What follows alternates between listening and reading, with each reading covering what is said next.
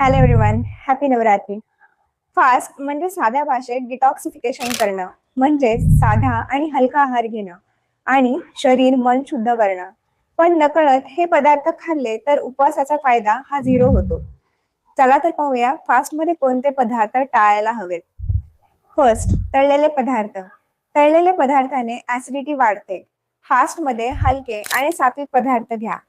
Second, pack केलेले process snack.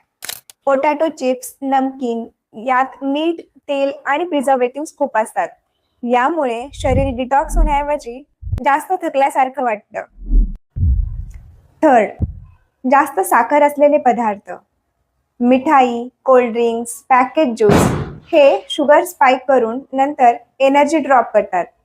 उपवासामध्ये natural sweeteners तुम्ही वापरू शकता, जसं की खजूर, मध. फोर्थ, जास्त मसालेदार पदार्थ टाळा. खूप तिखट आणि मसालेदार पदार्थ पोटात जळजळ आणि अस्वस्थता निर्माण करतात.